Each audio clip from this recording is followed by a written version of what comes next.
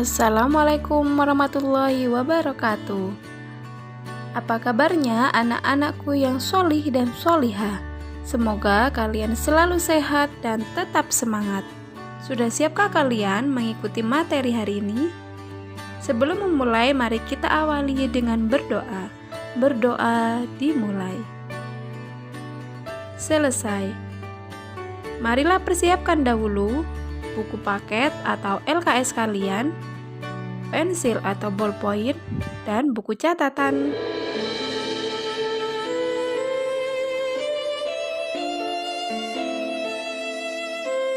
Untuk materi yang akan kita pelajari mengenai semangat kebangkitan nasional tahun 1908 dibagi menjadi 3 subbab, yaitu kondisi bangsa Indonesia sebelum tahun 1908, perintis kebangkitan nasional, dan mewujudkan persatuan dan kebangsaan. Pertemuan ke-1, kondisi bangsa Indonesia sebelum tahun 1908. Bangsa Indonesia tidak mungkin menjadi bangsa yang bebas merdeka seperti yang kita rasakan saat ini apabila tidak ada usaha untuk bangkit dan melepaskan diri dari penjajah. Ini adalah karunia Tuhan yang harus kita syukuri. Kesadaran bangsa Indonesia untuk bangkit seiring lahirnya generasi muda terdidik peduli terhadap kemerdekaan Indonesia. Bagaimana kondisi bangsa Indonesia sebelum tahun 1908? Pada abad ke-15, negara-negara Eropa melakukan ekspedisi yang dilakukan untuk mencari sumber-sumber ekonomi baru ke seluruh dunia. Hal ini dipicu oleh rusaknya ekonomi Eropa akibat peperangan.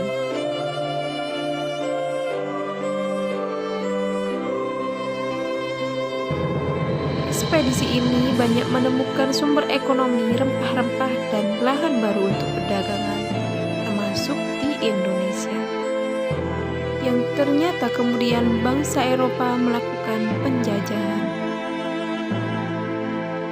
Penjajahan Belanda di Indonesia dimulai sejak didirikannya Verenigde Oost-Indische Compagnie atau VOC pada tanggal 20 Maret 1602. Sejak VOC berdiri, dimulailah berbagai bentuk kekerasan yang menimpa rakyat Indonesia.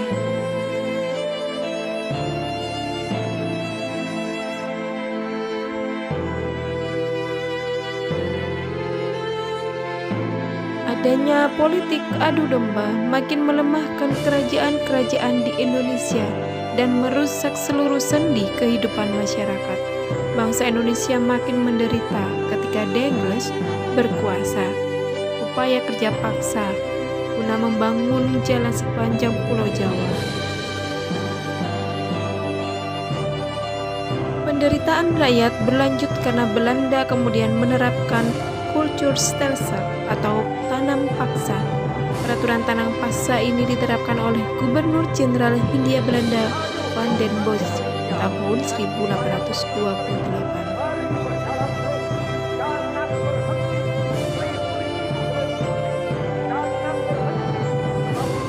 Tanam paksa menyebabkan rakyat diperas bukan hanya tenaga melainkan juga kekayaannya, sehingga mengakibatkan banyak sekali rakyat yang jatuh miskin.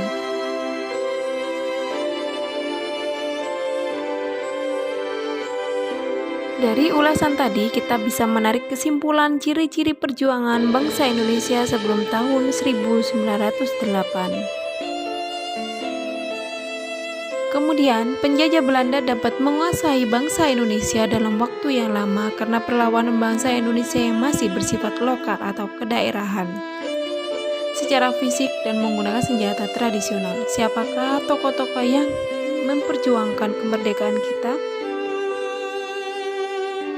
Pangeran Diponegoro, Jawa Tengah. Perang Diponegoro berlangsung selama 5 tahun, yaitu dari tahun 1825 sampai 1830.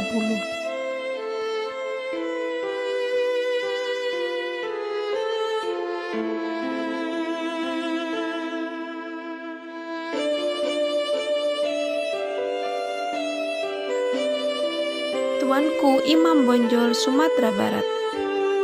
Tuanku Imam Bonjol atau Muhammad Shahab adalah seorang ulama, pemimpin sekaligus pejuang yang tercatat dalam sejarah kebangsaan Indonesia.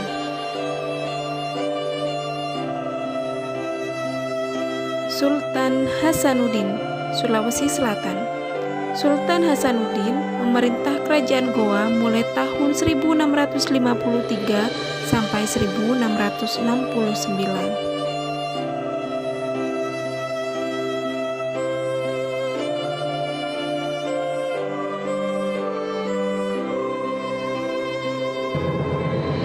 Dan banyak lagi para tokoh-tokoh pahlawan yang membantu kita dalam melawan para penjajah.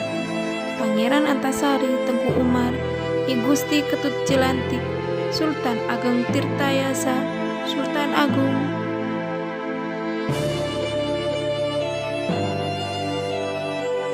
kemudian tokoh pejuang wanita di Indonesia, Martha Christina Tiahau, Cut Nyak-Dien dari Aceh, dan banyak lagi tokoh-tokoh karismatik lainnya yang memimpin rakyat untuk berjuang melawan penjajahan Belanda. Namun perlawanan mereka selalu mengalami kegagalan yang dapat dikalahkan oleh Belanda.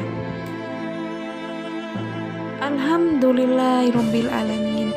Selesai sudah materi hari ini. Semoga anak-anak bisa memahami maksud dari materi ini dan memberikan manfaat bagi kita semua. Amin.